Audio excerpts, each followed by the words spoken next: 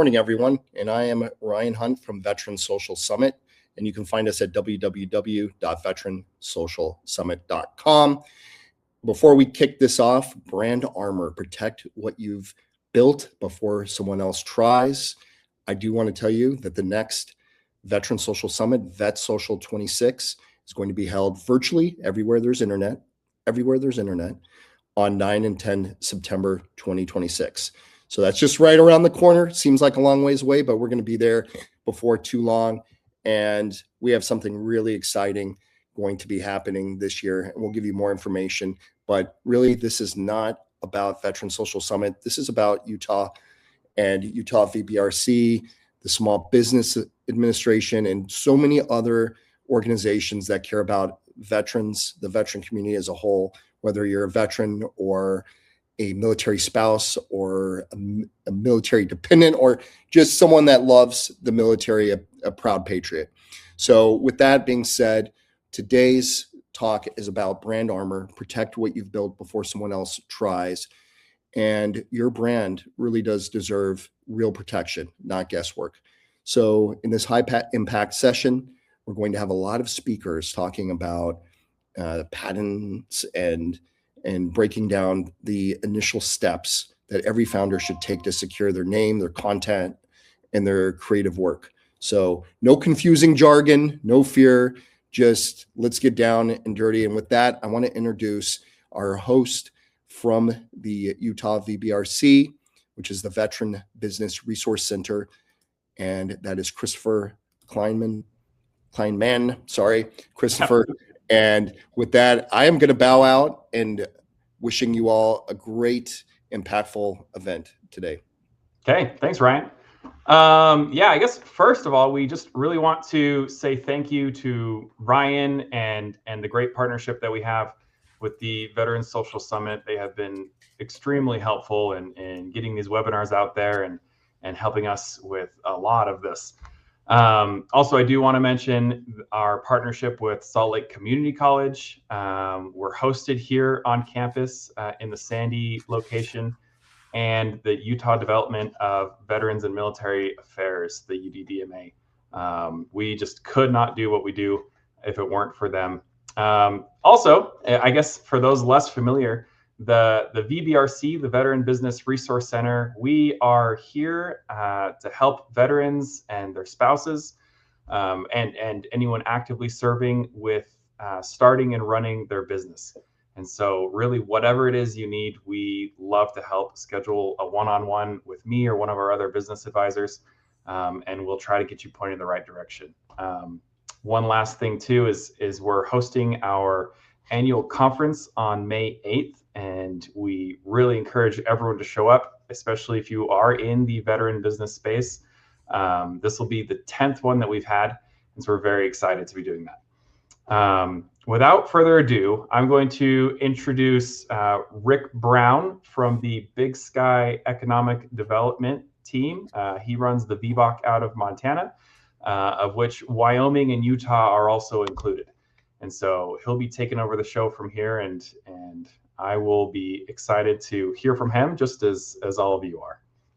All right, Rick. Thank you. Christopher, I appreciate that. We've got a good lineup here. I met David.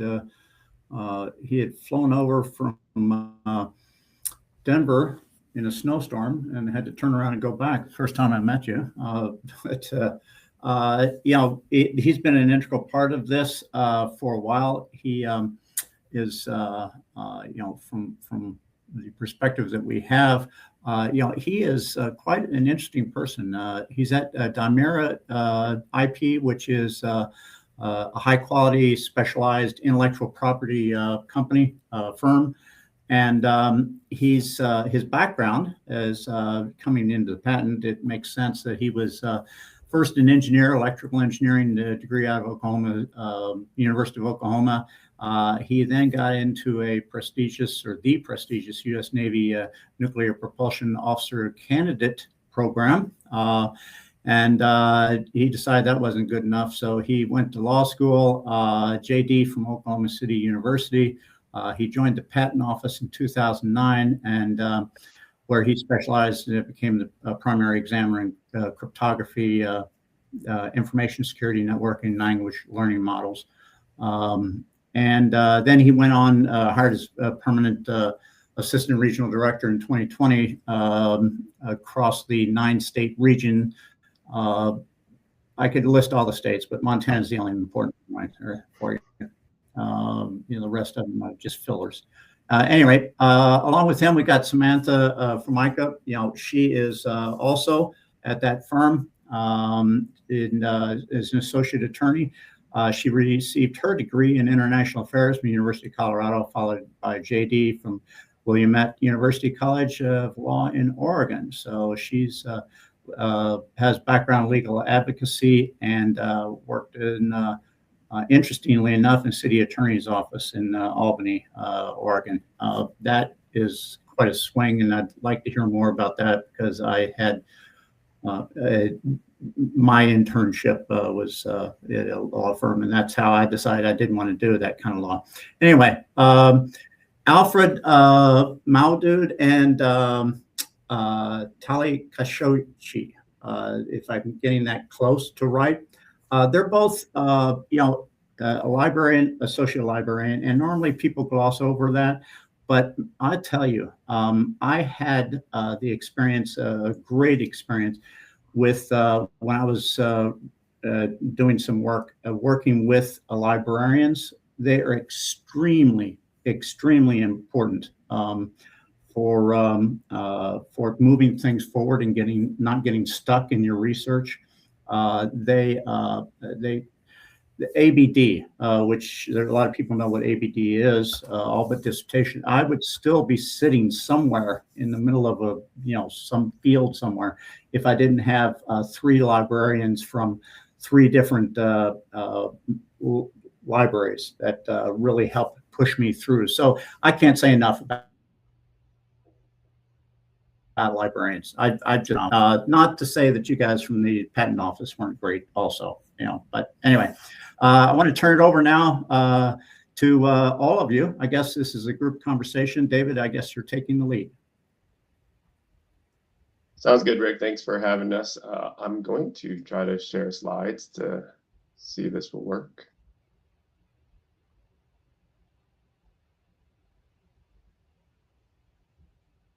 Hopefully.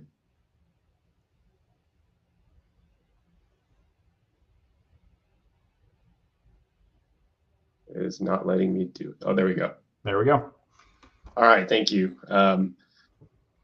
As mentioned, everybody, my name is David. I'm with Imera IP. I was with the United States Patent and Trademark Office for almost 17 years. So over the last 10-ish years of that, I've been doing a lot of this outreach, these types of presentations. I've got the chance to work with Alfred and Tali a lot over those last 10 years or so.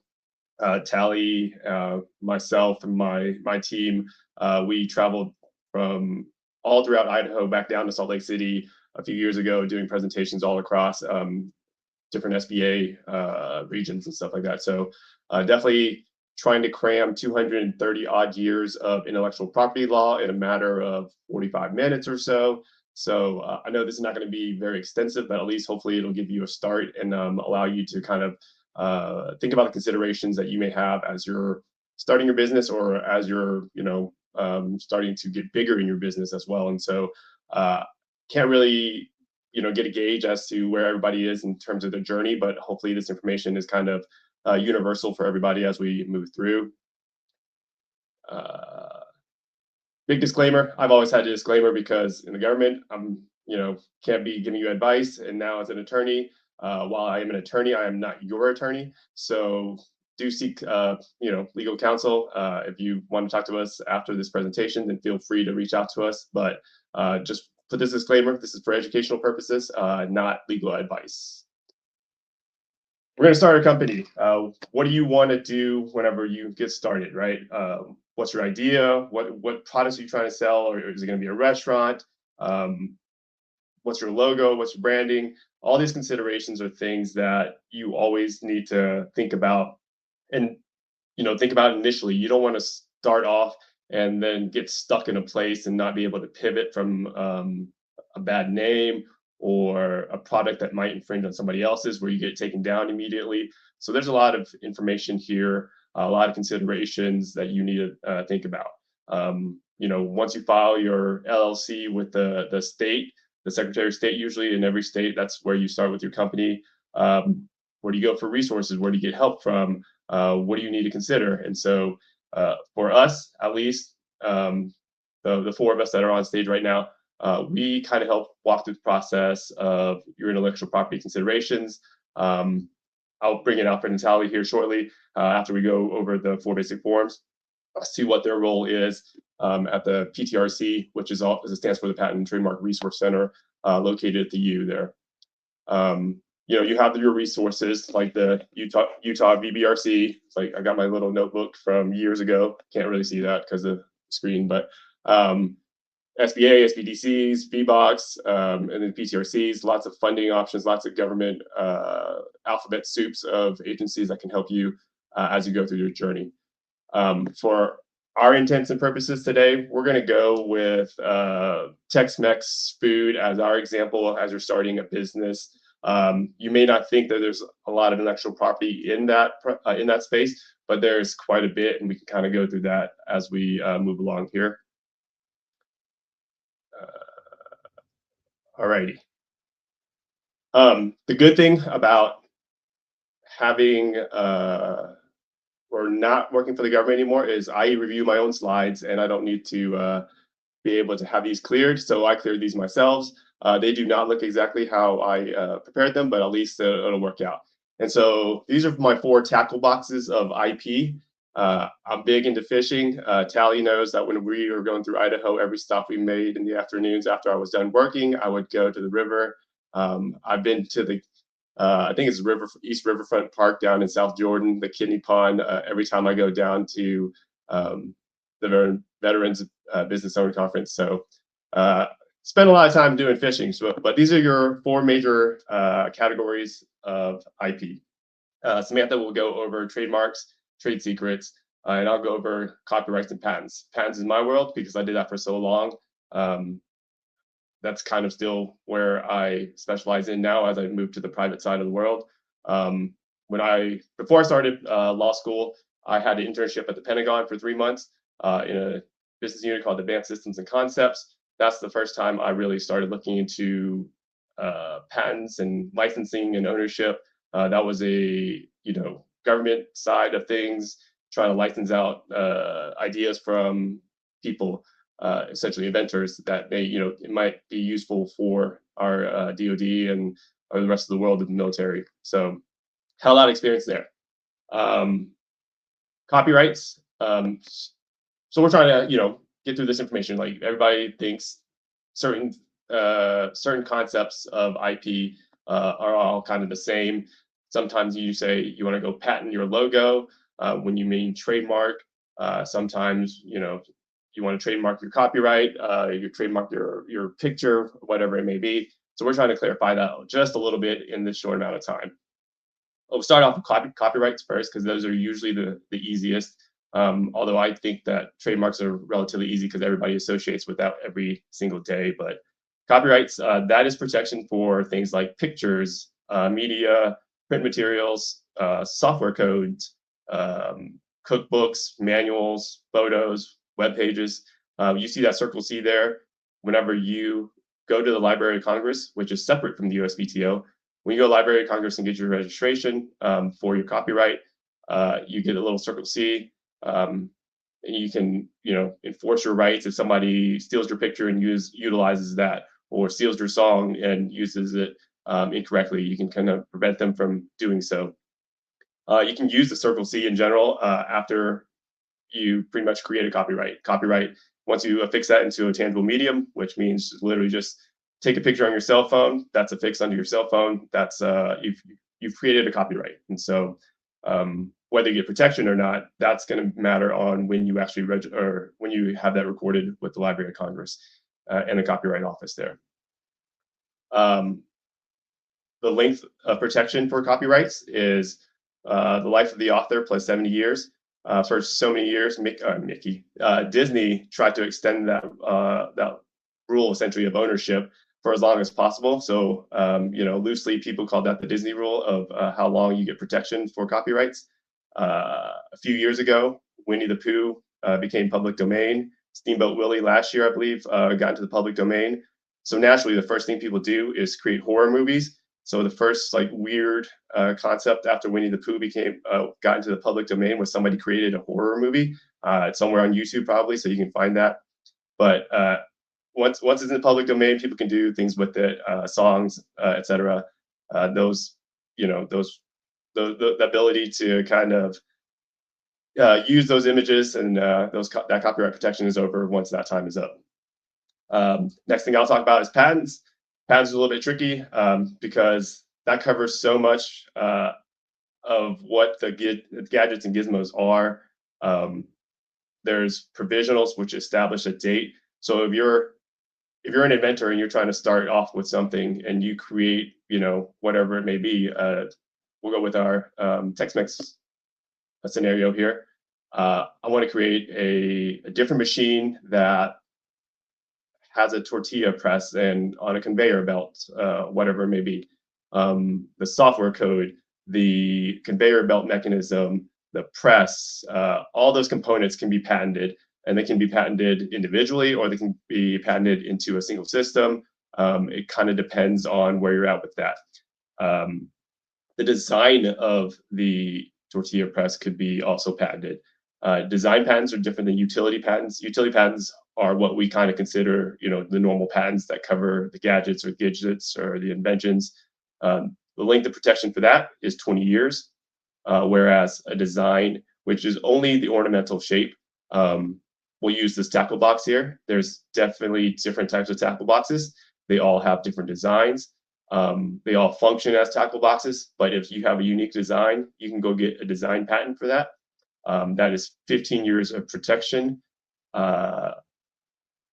Why you would want that is because obviously if you feel very strongly about the shape or the look of it, Nike has tons and tons of design patents for their shoes. Whether it's a Jordan 1 through a Jordan whatever, they're very distinct silhouettes of shoes. And so that's why Nike would go and pursue that. Another option that kind of extends that design patent protection is once you get to a certain point and people start recognizing that shoe shape, it could obtain trade dress registration, which is kind of a better way to go, and it creates an infinite kind of protection timeline as long as you're using it. And so one shoe that may have started a design patent, I'm not sure, but has obtained a trade dress, which is a type of trademark registration, is Doc Martens. Those boots, whenever I was a kid in the 90s, those were very popular. I know they're still around now, but that silhouette of boots are protected by trademarks there. So the importance of having a patent is obviously you can prevent others from making, using, or selling your product. Gives you leveraging rights. We'll talk about that as you go into your business, and prevents others from kind of ripping off your idea essentially, right? This is what you want. Another aspect of this is being able to say patent pending. I'll go over that here shortly. But from now, as we talk about the transition from design patents to trademarks, then I'll put Samantha on the board here so that she can talk about trade secrets and trademarks. All right, thank you so much, David, and thank you everyone for having us. So let's go ahead and start off with what is the difference between a patent and a trade secret. So as David said, patents require public disclosure. So you're actually going to register your patent and give a detailed disclosure of your invention to the USPTO so they can conduct an analysis. But in exchange, it gives you the right to exclude others, as David said, from making, using, selling, or importing your device for up to 20 years. Trade secrets, on the other hand, those are not subject to public disclosure, as it is a secret. And your registration, you don't register trade secrets. If you register your trade secret somewhere, it's no longer a trade secret.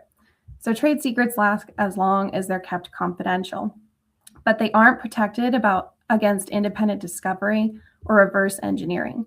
So if you're debating whether you want a trade secret or a patent, you want to think, is my device or invention or my chemical formula or method, is it discoverable?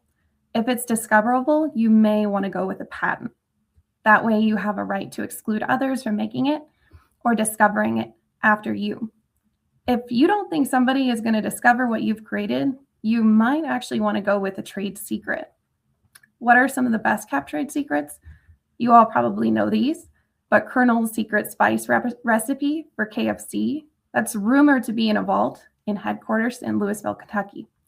Another common one you may have heard of is Coca-Cola's secret formula. Rumor has it only 2 people know it, and each person only knows half of the formula. My favorite one is the Google search algorithm. Google layers its patents and its trade secret protections to create a really highly competitive IP portfolio. So don't be afraid to diversify your IP protection strategy to better protect your assets and give your business a real competitive advantage. So Google may have hundreds of patents out there, but they keep their search algorithm very top secret.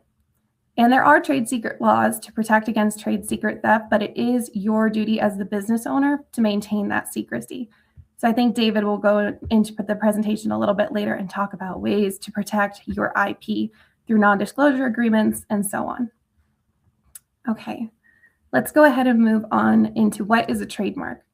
So as you probably know, trademarks can be brand names, slogans, and logos. They're anything that identifies your business as the source of your goods and services and distinguishes you as the business owner and your goods and services from your competitors. Common brand names would be Coca-Cola, Nike's slogan, "Just do it," McDonald's, "I'm loving it." These are common brand names. We see these everywhere. What other things can be a trademark? You can have a sound, a scent, a color, or even a general aesthetic. This is what David was talking about earlier with trade dress. And these will last forever. Some examples would be the MGM Studios Lion's Roar. You see that on all of MGM Studios movies. You can actually go on the USPTO website and do a search for all of these sound trademarks and listen to them. I had a lot of fun doing that before this presentation.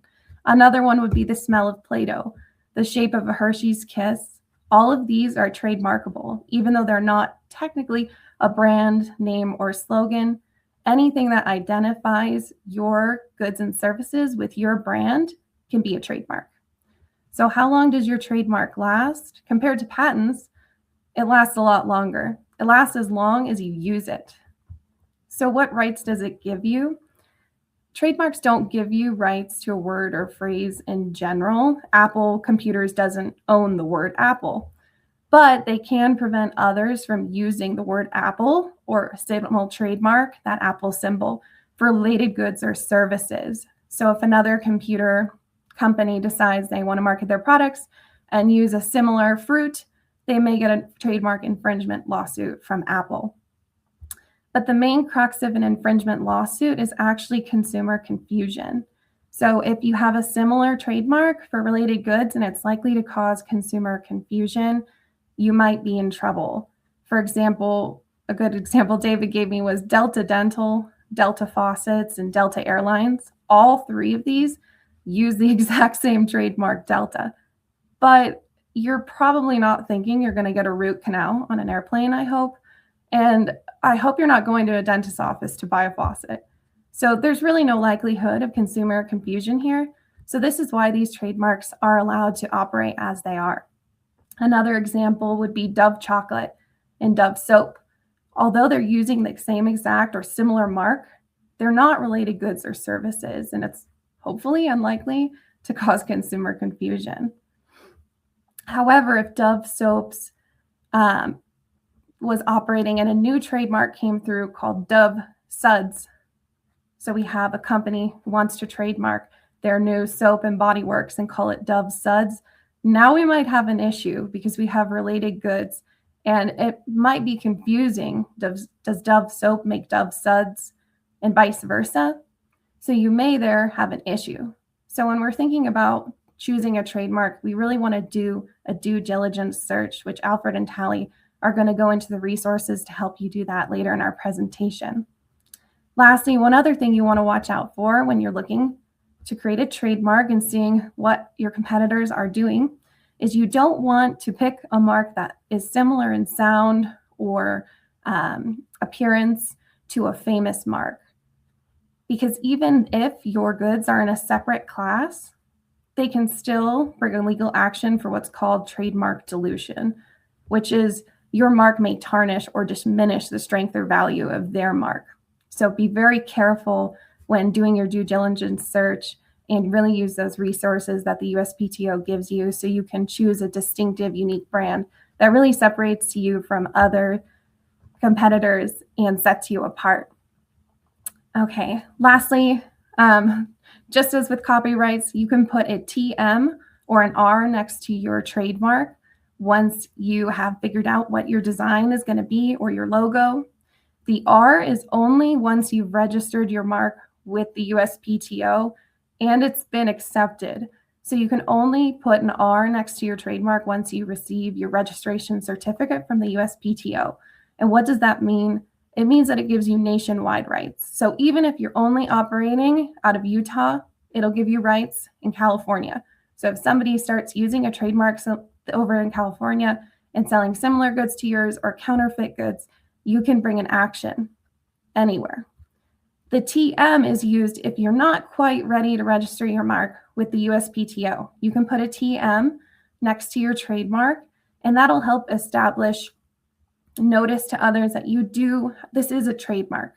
It's not registered, but you do actually have some common law rights. They're limited to the geographic area in which you're providing your goods and services.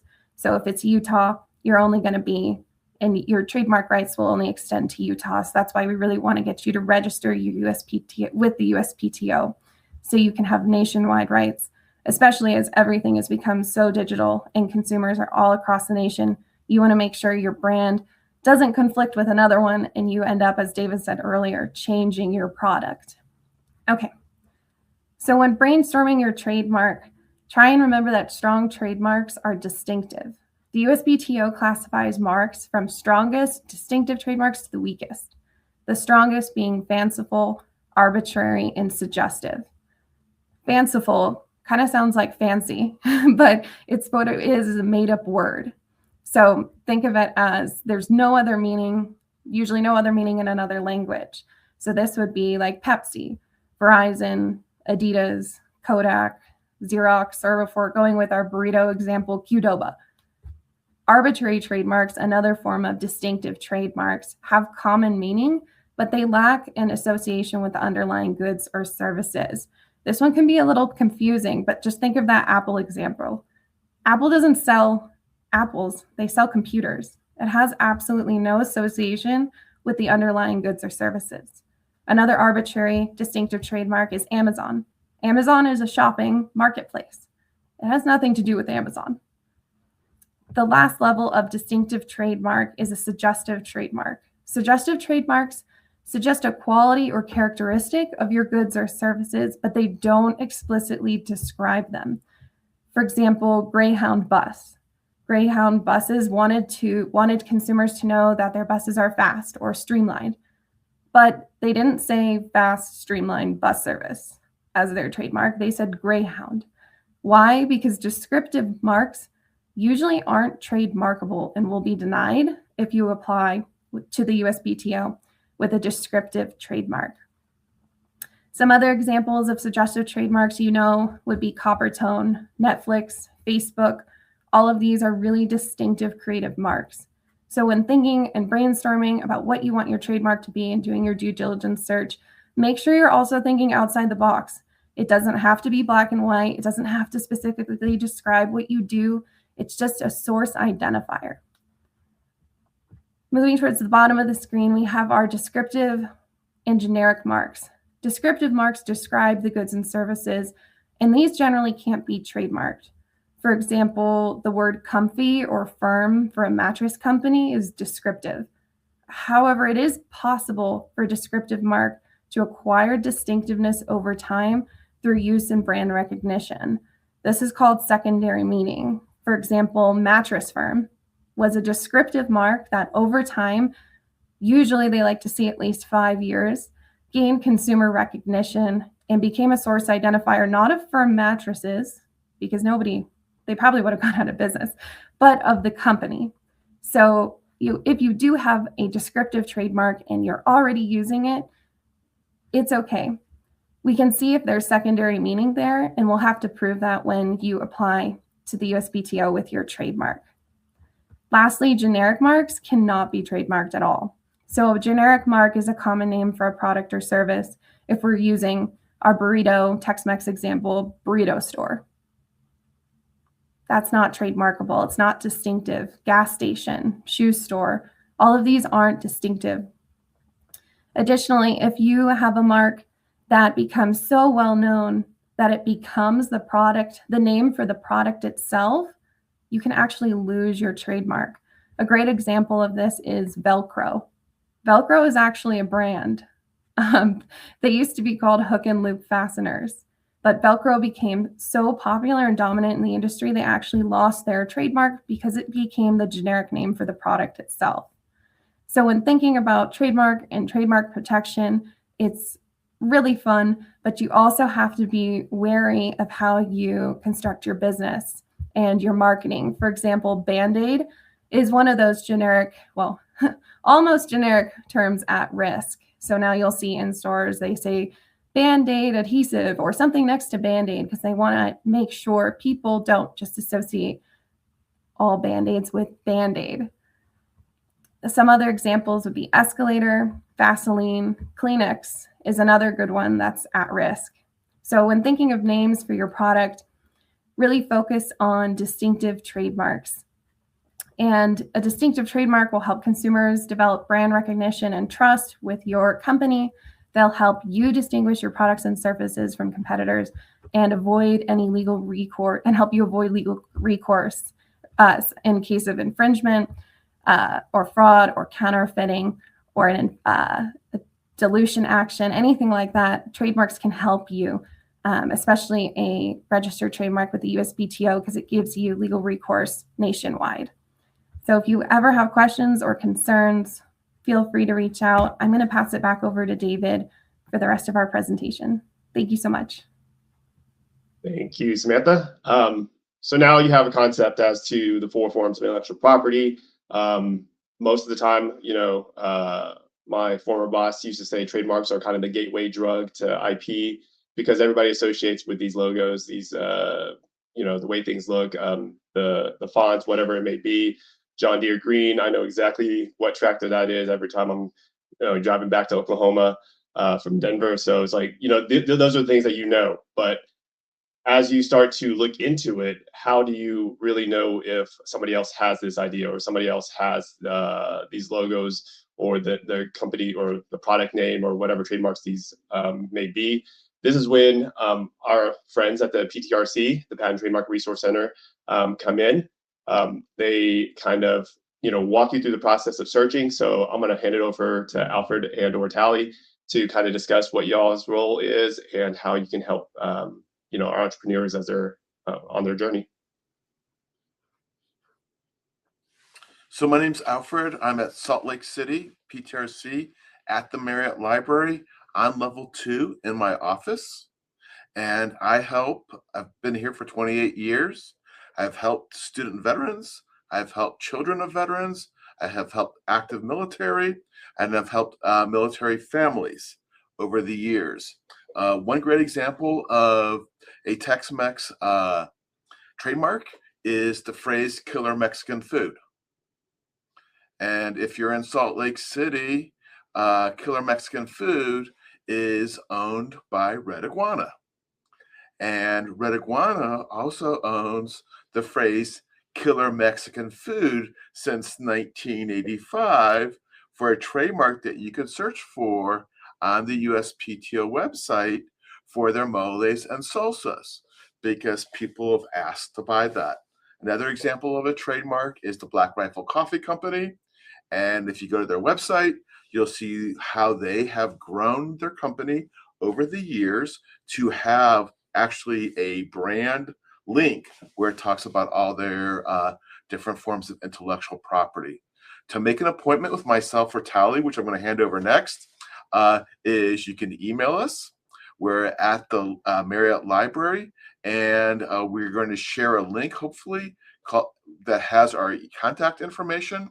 And or you can, if you can write this down, the word campusguides.lib.utah.edu/patents, and you can make an appointment with us, and it can be from half an hour to an hour and a half on Teams, Zoom, or in person. Tally, what else do you want to add?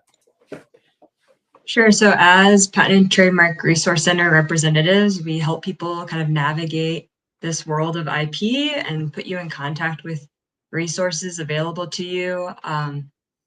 Most people haven't taken Latin, and the USPTO and attorneys like to use Latin phrases. So we kind of demystify some of that terminology. And then we can also teach you how to search for patents and trademarks. It's a way more robust searching compared to the black box of a Google search. So that's something else we can do with you. And then finally, if you're nearby, you can always use our guest computers and get a guest pass and use some of our databases to do more digging into the scientific literature, because when you're doing that prior art search, that's anything, not just patents, but anything that's been published before. So you have access to those. And then for Utah residents, you can also get a borrower's permit and borrow materials from the Marriott Library at the University of Utah. And that's pretty similar at other public academic libraries. Most of the time, residents, even if you're not a student or an employee, you can still access those libraries. Thanks, Alfred and Tally. So then, you start your process. You get the searches going on. You start to develop your company, and maybe you have a product to sell. How do you start enforcing some of these rights? How do you start, dealing with protecting your company? There's a lot of steps involved, right? If it's a trade secret, obviously keep it secret. WD-40. There was an article maybe last week on the Wall Street Journal talking about there's a secret club of people that know the formula for WD-40. I am very, very fond of WD-40 as a tinkerer. I'm always messing around, but yeah, this was their 40th attempt. I don't know how many attempts at the formula. They had 39, obviously, but I don't know how many times they tried to protect that formula until they got to the 40th attempt. So as they got this WD-40 formula, which I also would think that they could have gone and got a trademark for the smell, because this is a very distinctive smell as well. But there's only like less than 20 smells that are actually trademarked in, I think, on the database on USPTO. But non-disclosure agreements are one thing, but once you open up that genie, it's not coming back into the bottle. If you have a non-disclosure agreement with somebody and they go and steal your idea and they go and make it public, you may lose all your trade secrets there. There's obviously been times where people have been able to, take people to court, have an injunction, stop them from, revealing to the public your idea. But at the same time, you're at risk when you're doing non-disclosure agreements. That's great when you're trying to work with partnerships and business and stuff like that. But things that may be trade secret, you may not want to deal with in the form of an NDA. If you're getting a patent, obviously that has legal protections in there. It's already public, so the NDAs will be a little bit better in terms of protection in that respect. For considerations, if you have a company set up, even if it's a family business, even if it's a husband and wife, whatever it may be, close brothers, whatever partnerships, always consider trying to put that IP into the business name itself, the business entity itself, rather than individuals. Things get messy whenever people do splits. People get divorces, people get mad. And if one person's name is the owner of that particular piece of IP, you create a world of issues as you're trying to deal with that. And then, all the money spent on trying to file a lawsuit or whatever it may be, that's going to be a major issue there. Manufacturing concerns. If you're attempting to get your item manufactured overseas, especially if you have this cool widget, it's going to be kind of a crapshoot sometimes if you don't have the right protection. there's, specific countries that don't exactly honor the IP system and IP protections. So if you go, get a mill done and start producing your widget, and they go and start copying your idea and trying to sell it themselves, you may be in for a world of litigation, a little bit of trouble trying to deal with all of that. Consider, all those things as you're branching out to the rest of the world to get your manufacturing done. What's another thing that you consider? Where you're selling. If you plan on selling in the US only, then maybe a patent in the US and a trademark in the US, that's great. But if you plan on doing international commerce, that opens a whole different, lineage of issues there. You'd have to go get patents in every respective country that you're trying to do business in. Trademarks work the same way. There's no such thing as a universal trademark or a universal patent. So always make sure you know that as you're going out there when you're working with your foreign filings. Part of having these registered trademarks and registered patents are the federal protections that are available. The Etsy's of the world, Amazon, eBay's, they all have takedown processes for those products or those things that people are infringing on your own logos or your own patent. You have to have the paperwork, which means the registered patent or trademark, go to these respective e-commerce sites and then say, here's my proof. I have this ownership of this IP right, and these websites will take down the infringing products. So those counterfeiters are kind of stopped. Another consideration is International Trade Commission and then Customs Border Protection. If you have your registered trademark and you go to CBP and you say, here's my registered trademark, if you see any shipping containers that come over that carry this product, CBP will seize that shipping container, and a lot of times they'll go and destroy the product. There's massive amounts of lawsuits currently about health watches into the $654 million range for violating some IP rights. So this is a big business as you're trying to deal with that. Another example of enforcement that you have to do, you have to be proactive about it. The USPTO, once you get your registration for your patent and your trademark, they're not going to go and protect you. You have to be proactive about it. Way back in the day, there was this group called the Beatles.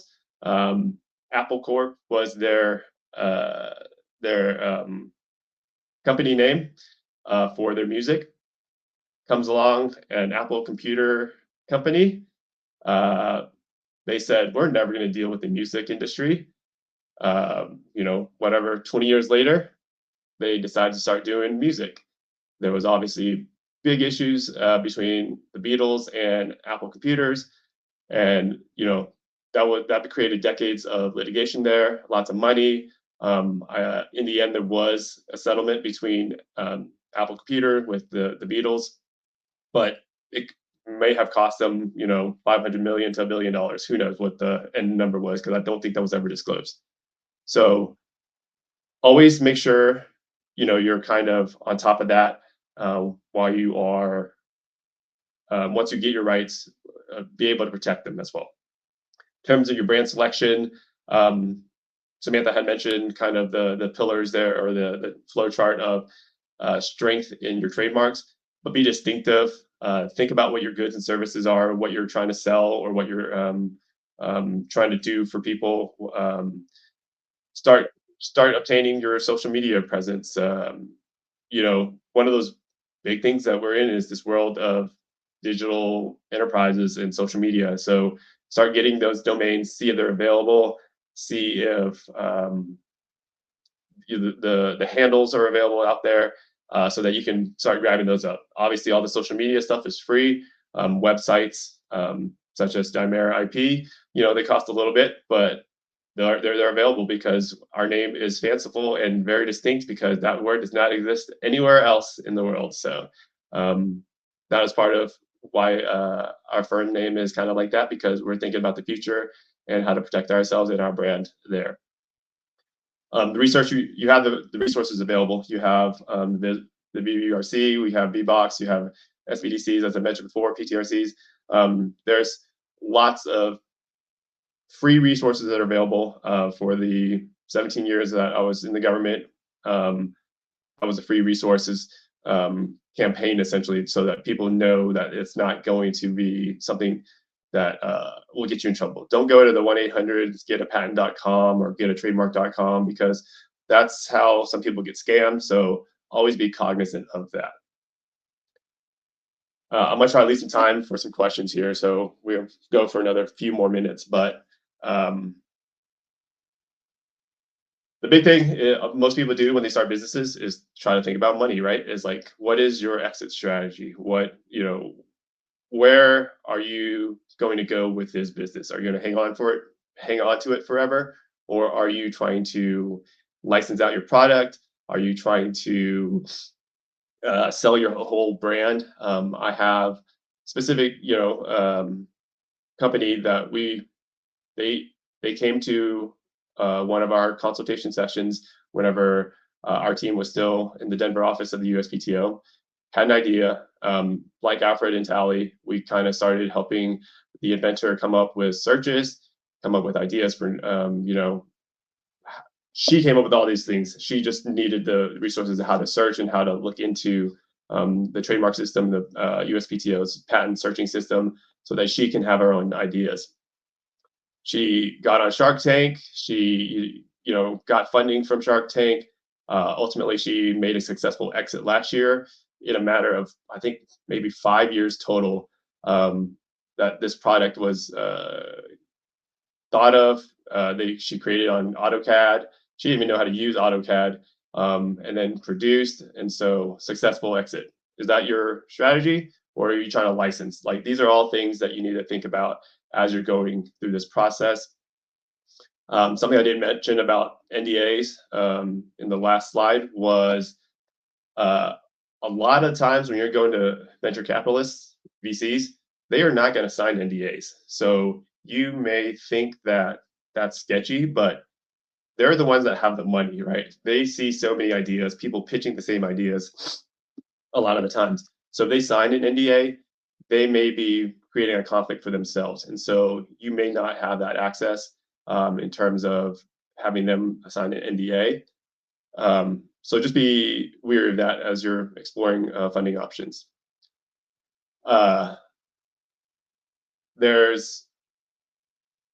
In days of past, there's been lots of funding available from the government, the SBIR program, Small Business Innovation Research Program. I've done a lot of bus tours. They usually travel the country on a bus, 4 or 5 cities. Ultimately, that's how I started off in Salt Lake City at one point, was going through an SBIR tour. They have 30 government agencies. If you have something that may be pertinent to the government, they'll provide funding for your company. But you need to show kind of an establishment there. You have to show that your business is ready to go, that you have the patents available. They ask for that in their quad charts a lot. So if you've ever done a quad chart, you know that that's a part of it. If you've ever watched Shark Tank, they ask about your IP portfolio. Most people that are funding you or providing any kind of lending will ask about your IP portfolio. So think about that. I kind of mentioned the takedown process in terms of your enforcement on the last slide.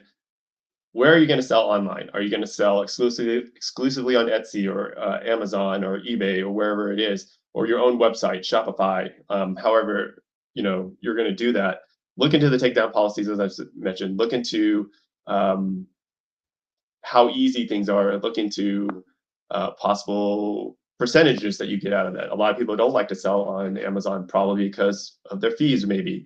I used to sell a lot of little things on eBay when I was younger, and those fees were like crazy. And it's one of those things, like, you gotta decide where you're gonna have your business there. Licensing. When you own a patent or pretty much any intellectual property, you can license it out to other people. You can license, if you created this tortilla press machine and it was really amazing, and you still want to have the ownership rights for it, but you want every Tex-Mex restaurant in the country to make fresh tortillas really quickly, you can license it out to lots of chains. It's going to be one of those considerations that you have to make as a business. No one person is going to be able to make the right choice for you. So for you and your business, you have to make that decision, as you go on there. There's a cost benefit analysis to everything. Whether you spend it on intellectual property or not, a patent is not easy to obtain.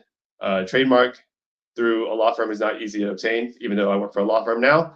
I will still make the same comments. You can go and do this yourself, but the reason there are law firms that specialize in IP is because they're trained professionals in that respective field. If that branding, if that logo is very important to you, maybe you invest that money into the IP lawyer. That prevents more of the common mistakes as individuals get out there and try to obtain their patents and trademarks by themselves. So kind of think about all this. If you don't spend that money into R&D, are you going to spend it into advertising? Are you going to spend it into product development? Where do you want to spend your funds there? So 10, 20, 30 years from now, where do you want to be? If you get a patent, you'll have to pay maintenance fees. Is that going to be where you want to continue on with your payments there? Are you looking into other products to iterate on your invention or your widget, whatever it may be? Or is your company going to pivot completely? Are you going to get to a point where you're like, I don't know what else I'm doing with this particular product, so maybe pivot is in order. So always think about that, right? Like think about the next steps. If you're thinking about successful exit and you haven't gotten to that point, then those are the considerations you need to make as you enter this realm of entrepreneurship. And then obviously M&A, mergers and acquisitions. If you're trying to get bought out or you're trying to buy somebody else, you're trying to obtain a competitor. These are all things that are capital intensive. There's always a review when big tech companies merge. There's always a lawyer or somebody or a group of lawyers that looks at the patent or the IP portfolio. They'll go through what's important to them. You hear about these stories all the time as companies merge. So that is a big consideration there. I know we're getting close to time here. So if you need to reach out to us, here is our contact information. Alfred and Tally, I think you guys put your contact information in the chat earlier. But we'll be on for another 7-ish, 10-ish minutes. So if you have questions, feel free to kind of ask us. I didn't get a chance to read through the comments, but if somebody else has seen the comments and has a question that they can answer, then feel free to jump in. David, I think we have a question in the comments about software from Frank. He says, my company has developed a piece of software that we'd like to protect, but we've been told that software patents are extremely difficult to enforce, constantly needing updating, possibly per software release, which makes it expensive to maintain. Can you please discuss your experience in this space, provide your opinion, and what you would do if you were me? I'm going to hand this one to you, David. Sure. The enforcement side of that, just because the nature of the constant updates or constant version control that you may have in software is obviously going to be one of those things that is under consideration for whether you get a patent for that or not. Obviously, people do get patents for software code. If it's static, it's one thing. If it's just the process of it rather than the overall scheme, if it's to provide a web page with a shopping platform that's easy for people, that's very generic and very broad, I understand. But if the code is just mainly that and that's what you got the patent for, which is not going to be patentable at this point, but if that was what you got a patent for 25, 30 years ago, that probably would have been easier to enforce. Obviously, as you iterate and as you make changes, there's always going to be improvements, and that might not be protectable, like you said. A lot of people are hesitant against getting patents on software in general because they think the USPTO doesn't allow for that. I think the very first patent that the new director signed was for AI-related technology. So obviously that shows that there's propensity to still approve those types of patents. The enforcement, as people go on, obviously that, especially with software, it's going to be difficult for sure. So whether you keep it as a trade secret, like Google search algorithm, that's kind of a consideration that you have to have. But in general, if it's one of those things that's very, very nuanced and new, then a patent could also probably help. I know this is the lawyer's answer of it depends, but it really just depends, and it's kind of individual to each situation there.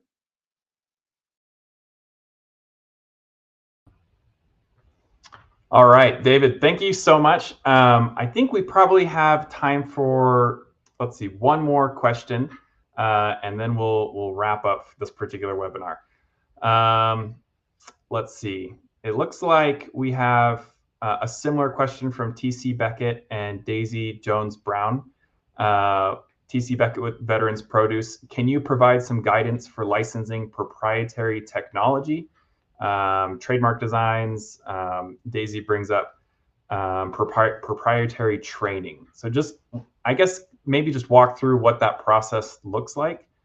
It sounds like a lot of this you did cover,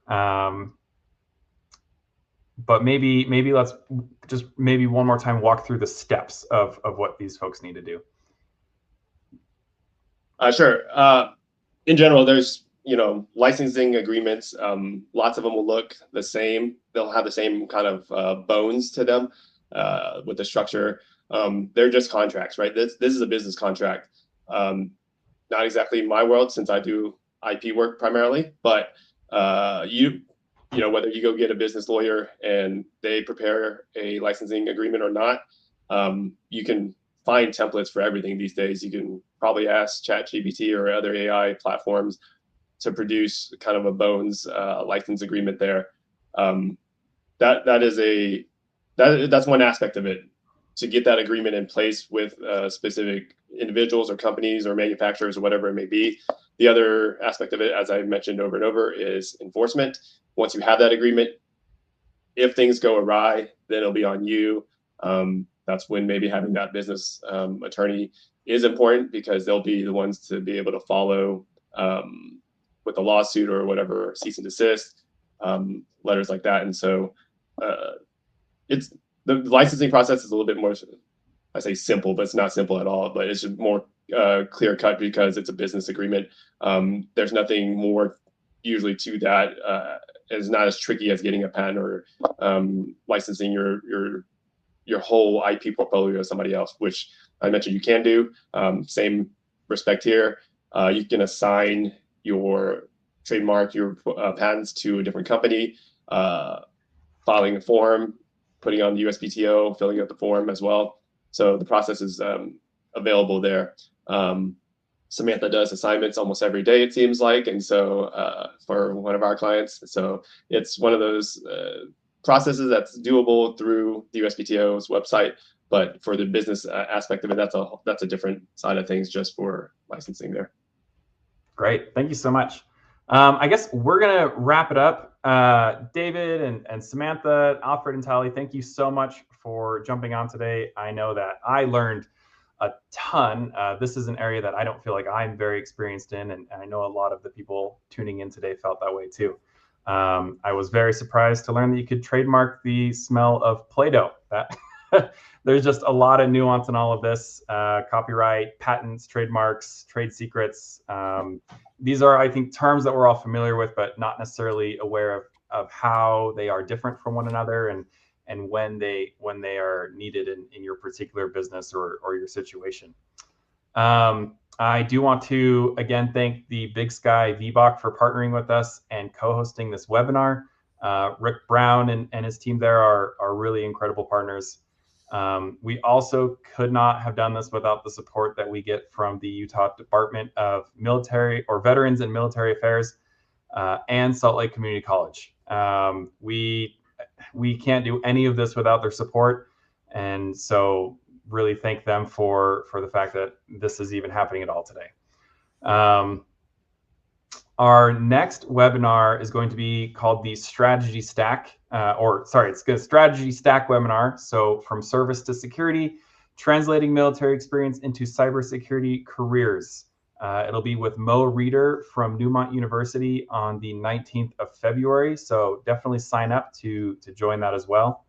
And the next founder campaign webinar is going to be on March 3rd. It'll be called Built to Rise Veteran Farming and Ranching. So if you want to get into some of the more agricultural topics, that's where you need to be. And that concludes our meeting. We're at 10:01. Again, thank you everyone who was here to participate. Thank you for the questions. I know we didn't get a chance to answer all of them, but please reach out to those who you need to talk to individually. Everyone who presented today is very happy to answer questions. Also, if you'd like, reach out to the Veteran Business Resource Center. We're here to kick around ideas or help you with specific business problems every single day. This is what we do. And I think without further ado, we can go ahead and wrap this up.